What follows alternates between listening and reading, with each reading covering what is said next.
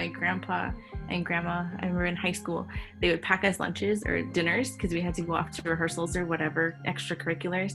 And this one night he toasted a tortilla and put fried rice in it. And I had a fried rice burrito. And I was like, this is so delicious. I was like, well, this is me and a food, so it works. That sounds amazing. What's up, everybody? I hope you're doing well. So about 1.5 years ago or so, I started this new series on this channel that was focused on racial advocacy, specifically interviewing different folks on how we can be racial advocates as therapists. And I've really enjoyed doing these interviews. And at the same time, I've learned that I end up having a lot of my own processing to do as I go through the interviews and as I edit them. And what that means is it takes me a lot longer to edit these videos than my usual videos, which are, practical how-tos that don't have that much emotional content most of the time. All of that said, the interview you're about to watch is from over 1 year ago. And I had the privilege of interviewing a dear friend of mine, Amy Lew. She's a licensed marriage and family therapist who I've known since grad school, which I can't believe was over a decade ago now. So we've been friends for a really long time, and she has always been incredible at navigating that balance between racial advocacy while also developing a sense of kind of care and connection with folks who maybe have a different perspective than she does or who sometimes might be offensive. So I think this interview with Amy is really beneficial. It has not aged at all. It is still just as relevant now 1 year later as it was when we did this interview, and I'm grateful that this week I've had the time to go ahead and actually edit that interview and to be able to share it with you all. Before we hop into the interview, if you're new here, this is Private Practice Skills. I'm Dr. Marie Fang, psychologist in private practice. I post videos offering tools I learned the hard way about starting and growing private practice so that you don't have to. And without further ado, let's hop into this interview with Amy Lew, licensed marriage and family therapist. Are you ready to get started? I think so. Well, Amy, would you be willing to tell us a little bit about yourself so that people can get to know you a little bit? Sure. So I'm Amy. Last name is Lew. I am what I would go multi-ethnic therapist, in general, multi-ethnic person overall. So I'm Japanese and Mexican. I've been in the mental health field now for 8 to 9 to 10 years. If you want to push together grad school. Formerly worked for a nonprofit for many years and currently in the private practice world and creeping my way out of maternity leave back into practicing again. I like that phrasing, the creeping back into maternity leave. That's absolutely how I feel. Right, I'm still creeping. Creep it back in.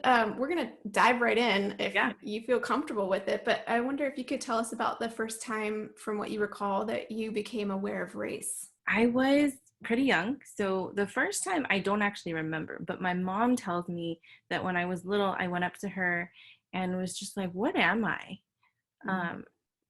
And so there's that moment, but the other moments I do remember are things like looking at family photos and seeing myself and my sister and my brother and my cousins and just seeing the big difference right on my Mexican side of like most of them are clearly Mexican with no Asian mix in it. And then there's like us.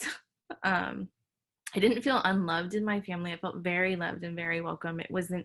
I didn't feel different, but I knew from a young age, but I look so different. So I was thinking about it from a young age as far as like, who am I in terms of how I look, which was essentially my race. That stands out to me that you noticed, and it's so simple. It's like, I noticed that I look different, or me and my family and my siblings look different than some of our extended family. Mm-hmm. Like, what does that mean? But even some of the wording, like, what am I? Or I heard you kind of phrase it like, oh, who am I? Right? It runs deep. Like there are these identifier pieces that go along with, it goes beyond just like, oh, that's interesting. I seem to look a little bit different than some of the other people in my life.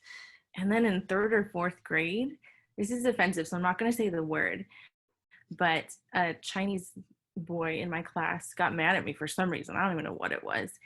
And he called me this Japanese slur, and I didn't know what it was for a long time. And then it wasn't until years later, actually, it was like, oh, that's what he said? And it was this moment of like, ugh, like it's not like, ugh. It wasn't just a racial thing because he was racially Asian, right? But ethnically, there was this Chinese-Japanese divide. And we were in like 3rd or 4th grade.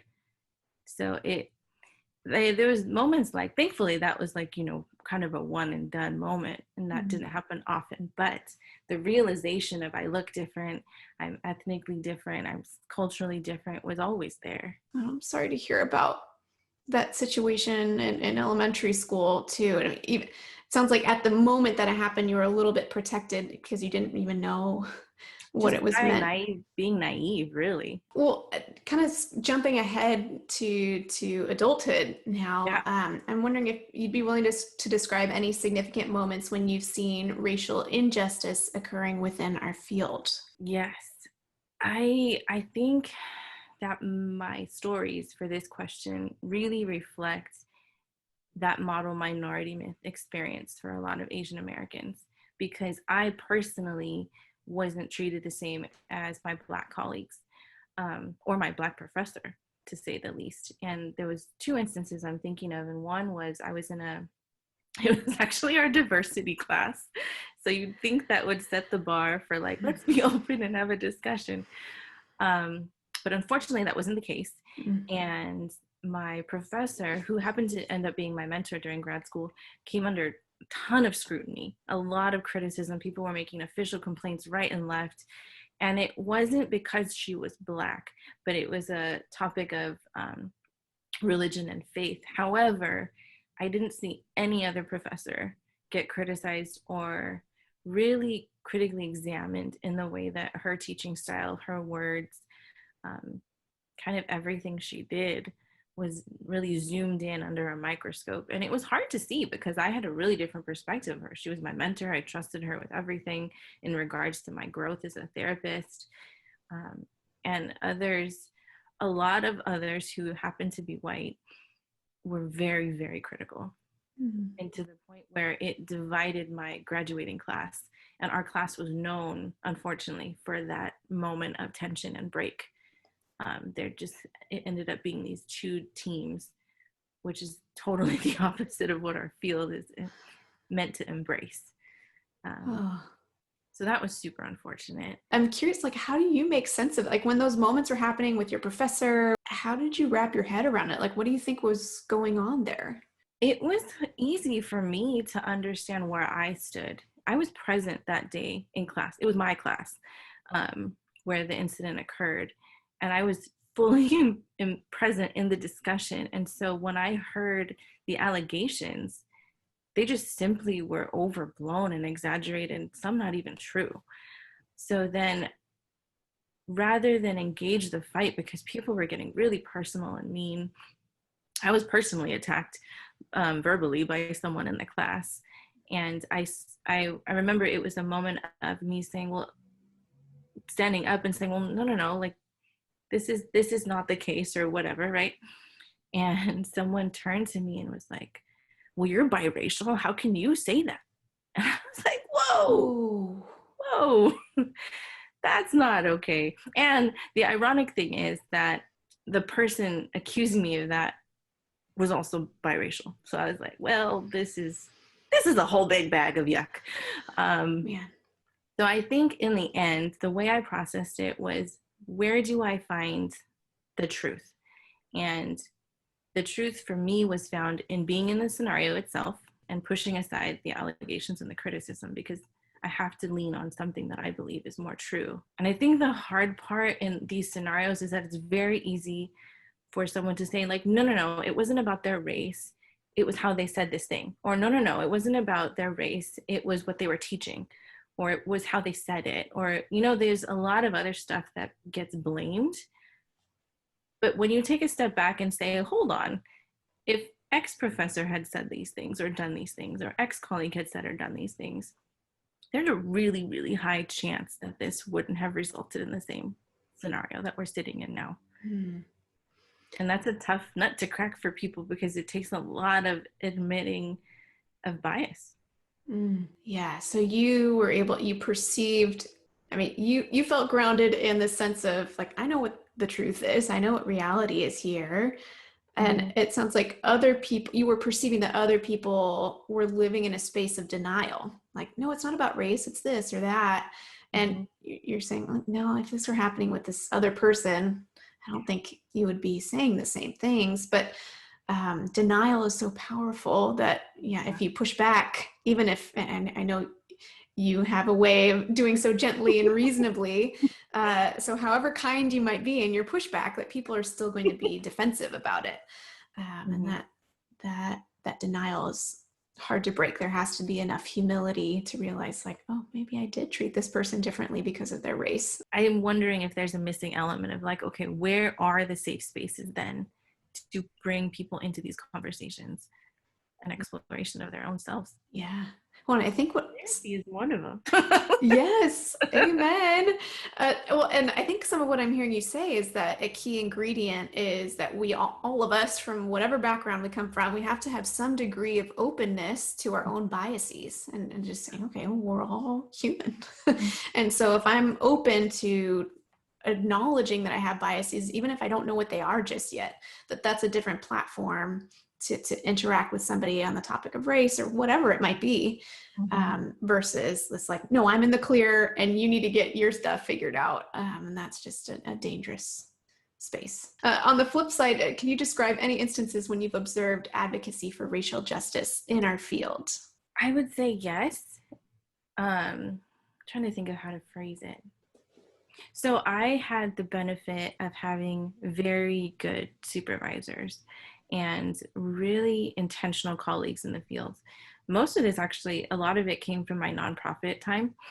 And my supervisor, she embraced what we now call intersectionality as a complete norm.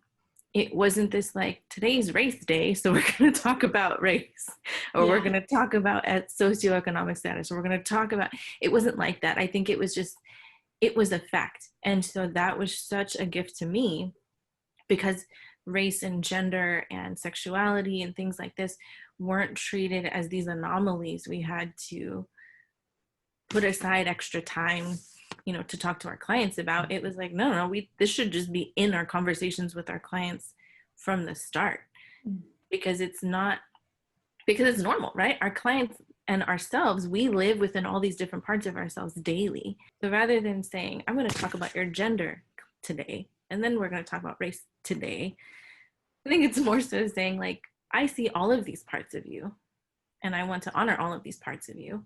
So how can we engage in honoring that in our conversations with our clients every time we meet with them? Wow. That must have been so helpful and validating too, to see that from your supervisor, and knowing that already would have aligned with who you are, but that it's so needed. Well, kind of elaborating on what you're sharing here, I wonder, from your perspective, what role do therapists play in advocating for racial justice, or what could that look like? I think it's an in and out of the therapy room type of answer. So I do think that as therapists, we need to maintain a sense of moral, ethical integrity as a person and as a therapist. So if I'm going to say to my client, this is a safe place to talk about race and gender and equality and age and ability and all these things, I need to make that safe in my own life. If there's an inconsistency in my moral, ethical space, then there's a big chance that I can bring the lack of safety into my therapy room. So I think there's work we do on our own to say, this is important, and I'm going to look at it because I'm going to ask my clients to look at it. And then in the therapy room, I think it's our responsibility as therapists to open up and create the safety for our clients. I know that's like therapy day one, therapy 101. But I do think that when it comes to difficult topics like race, it's really easy for us as therapists to kind of take a step back and be like, well, my client didn't talk about it, or like, they're not bringing it up as an issue, or they never mentioned it as something bothering them. But there's a good chance, if we're working with a person of color, that they might not have brought it up because they weren't sure about the safety, or they might not have brought it up because maybe they don't understand that race has a place in mental health or their well-being overall. So it's our responsibility as therapists to say, hey, how are you doing in response to all these protests and events in than media? Let me just keep it general like that. Or how do you make sense of your own racial identity? How does that match up with your ethnic identity? Because those don't have to be the same. So I think it's our responsibility to broach the topic. It's our responsibility to say, hey, I'm going to lay it out there for you so that you can come step into it, versus waiting for the client to do it themselves. I love all of those tools. So I heard the layer of making sure we're holding ourselves to the same standards that we expect of our clients. Like you said, therapy 101, but that applies to also processing our awareness around racial injustices and where our biases are and all of that.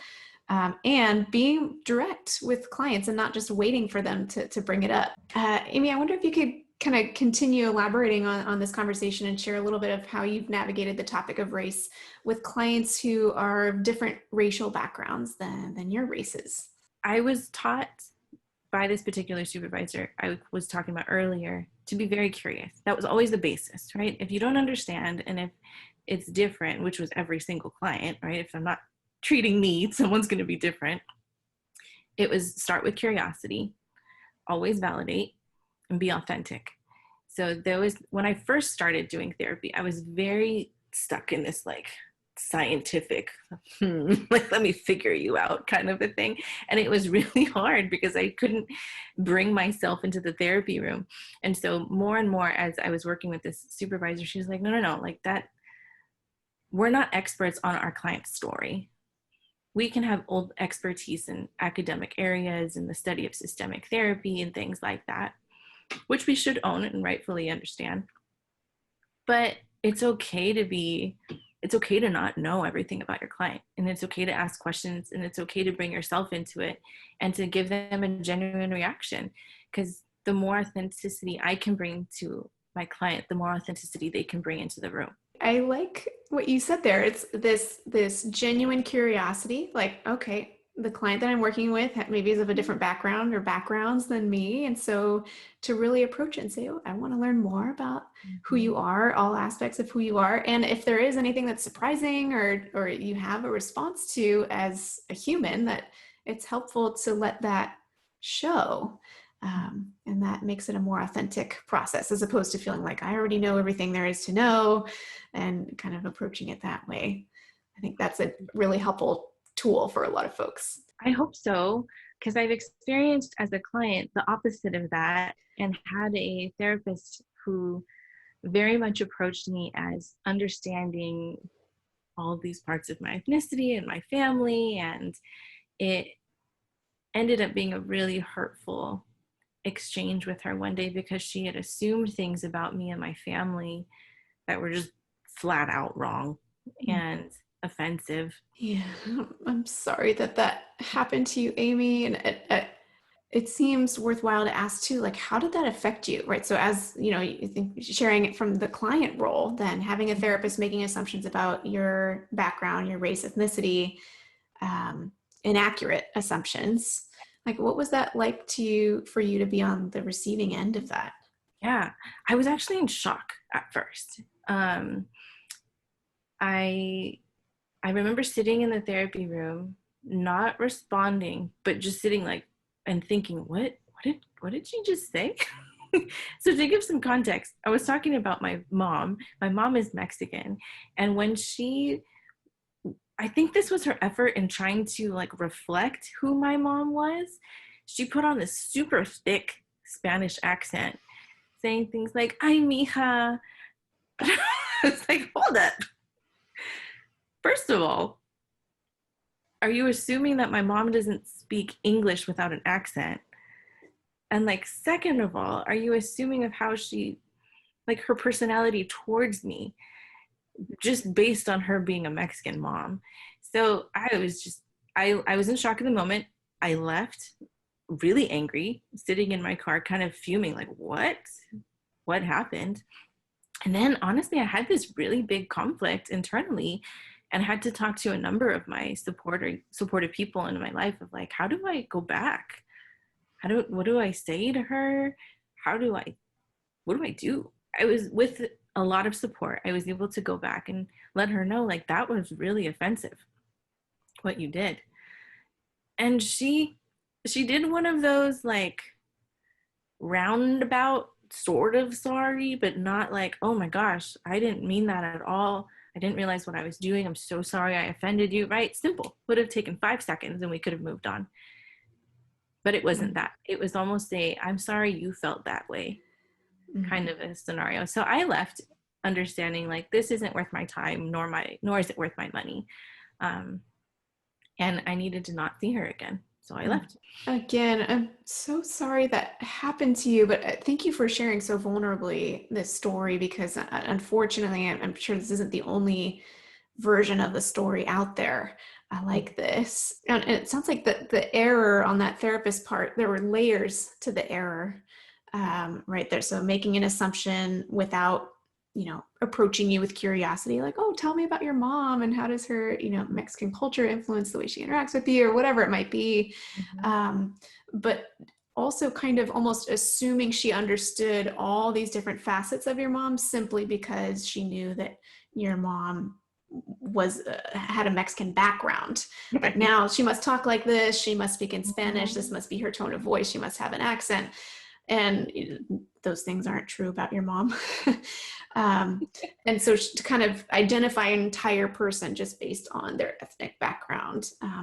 And then when you were brave enough to call her out on it so kindly and graciously, and how you did it, that she wasn't able to acknowledge her mistake. And really, it sounds like she put it on you. I'm sorry you felt that way is a horrible statement. That's almost worse than just doing nothing, not apologizing at all. So I'm so glad you shared that story. I think people need to hear that, both people who've been in the client role who've gone through that, and also all of us therapists who can be guilty of doing that too. Okay, we're going to get into a hard question that I know we spoke offline about this question a little bit because I'm aware how challenging it is. And so let's just see where it takes us. I think it could be a really valuable conversation, but I wonder if you'd be willing to share a little bit about how a therapist can best respond if a client expresses racist comments in session with you. I will do my best with this question. It's super nuanced to me. I think it's the easy answer and very global answer is it depends, right? It depends on your rapport with your client. It depends on how long you've been working with the client. It depends on like the language of the client. I think it depends on a lot of these things. So let's just set up a couple scenarios, right? One, scenario A, we have a great rapport. We've talked about really serious, potentially difficult topics before. I've challenged them and they've accepted the challenge really well. I think it's really easy in that instance to just step in and be like, whoa, that statement impact that, like, I need to stop and reflect on that statement, or that affected me. Can we talk about it? Or, oh man, that seems different than what I'm used to hearing from you. Can we go back to what you said when you said blah, blah, blah, blah, blah? I think it's just it's a pause, right? A pause and highlight. And if you have a good rapport, then you can jump off from there. Oh, if the client comes back to you confused, well, I said that. What? Yeah. I think we come back and we lay it out. I've been doing a lot of work on learning about implicit bias, or learning about racism, or learning about microaggressions. And that struck me as one of those. I'm not sure if that's what you meant by that. Can we explore it? What did you mean when you said blah, blah, blah, blah, blah? And I think that if we come in with an air of curiosity and giving our client the benefit of the doubt of like, oh, maybe you didn't mean it in that way, then I think it frees them up to either one, say, well, yeah, I did. And then you can go on and have that conversation, or, oh no. And then in that moment, they can have a free space to just be like, oh man, self-reflect, right? Integrate a new understanding, kind of move forward. I think that's the easiest, best case scenario.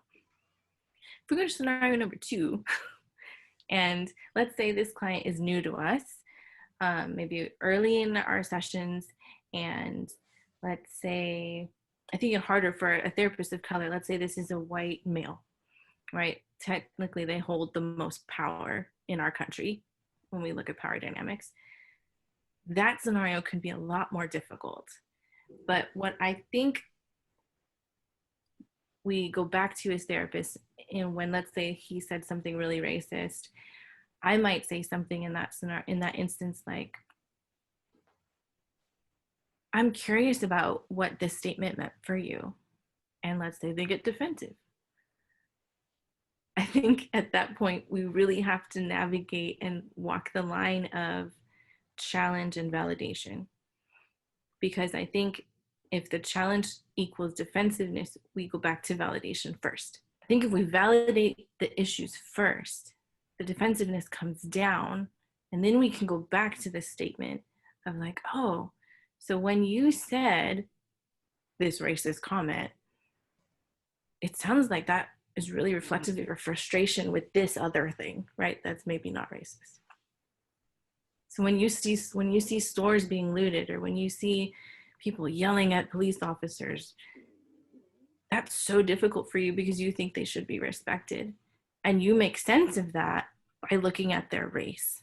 To simplify it, we validate, and then we can go in and challenge.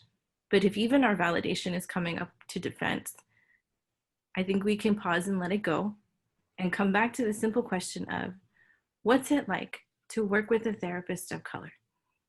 What's it like for you to be in the room with me right now and have this conversation? Or it seems like you're getting a little defensive, and I don't want you to feel like I'm fighting you. Can we explore that? Well, and as you shared those stories, even with your kind of quote unquote easier example, which in my mind, I'm thinking that doesn't feel easy at all. I mean, you have some things in place that are helpful, but it's still a hard conversation. I'm thinking, even if it were me sitting in the therapist chair in those situations, I would have a really hard time containing my own anger in reaction and not letting that kind of dictate our interaction together. But from what you just described, I'm just thinking like there must be some additional tools in your toolbox that you're using to help you set aside what I imagine could have some anger in it as well, in reaction, to at least hold it somewhere else for a second and have this genuine interaction. I'm wondering if you have a sense of what tools you use to kind of set any of that anger, whatever kind of upsetting emotions might come up for you in reaction, so that you can really have that wonderful open interaction. I wish I had like phrases and easy things I could offer, but I think it comes back to, do I hold my client in a position of unconditional positive regard? Can I give them the benefit of the doubt? And if I can't, I think it's fair to my client to let them know, like, hey, I'm struggling with this piece with you. Or that was really hard for me to hear. Or something else, just to give them a genuine reflection. Because I think a lot of what therapy comes down to is the relationship. And if I can't offer authenticity in the relationship, how can I help them do that outside of the room? I think the last thing, though, when it comes to tools, is that I think the question itself is important, but I think it's missing a step beforehand. Because the step beforehand to me, and this is material that was really inspired and led by a colleague of mine. Her name is Charmaine Utz, and she does a ton of work on implicit bias, has great training material. But she was saying, her question was, how do you set up your practice from the moment of initial phone call, website, paperwork, to say, this is a safe place. This is a place where I am anti-racist. This is a place of allyship. Because if we can establish that I am an anti-racist therapist from the beginning, then I think it allows our clients to know that part of ourselves, so that when these moments of contention or conflict potentially come up, it's not this like deer in headlights shock, but rather it's this like, oh yeah, we talked about that. We're doing that thing. We're talking about race again. Oh, I really like that. That sounds like such an amazing resource. She is great. She's a colleague. We work together in our nonprofit time. I'll be sure to link to that in the description box so that people can access that. Yes. If they want to learn more. That's wonderful. Mm-hmm. I felt a sense of relief hearing you share those examples and just thinking like, oh, good. Like we can go there in the office and it's appropriate and helpful for the clients as well. So those are really wonderful tools, Amy. Thank you. Absolutely. I don't know where this fits into the questions, but I think two things. Like one, I think it's really important that our clients know that we're still learning. So I really like the opening of like, hey, I just learned about this, or I was in this training, or I've been studying up a lot about blah, blah, blah. Because then it takes away a little bit from this like, oh, that was a racist comment. But more so saying like, oh, can we learn together about this? Can we explore this together? And inviting them into, right? Like, oh, I learned this piece. Would you like to know more? I really like that perspective. I think it applies across the board, right? When we're talking about race right now, but really modeling for our clients that all of us, you know, ourselves included as therapists, we're ever evolving. There's always more to learn. We've never learned everything there is.